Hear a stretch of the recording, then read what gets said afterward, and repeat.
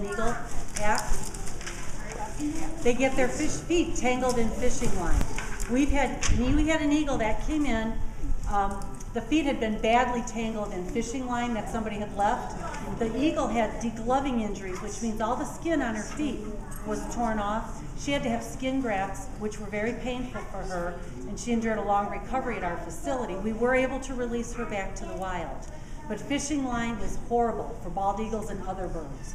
We've had eagles tied in kite string. People let their kite go, it goes into a tree.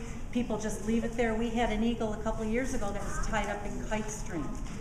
You know, fishermen still use lead sinkers, even though we ask them not to.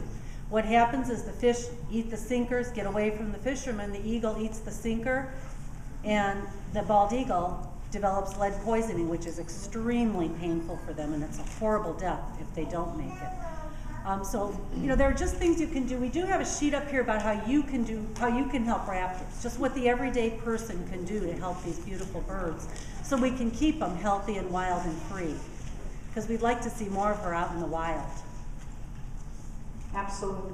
That's well said. And as a rehabilitation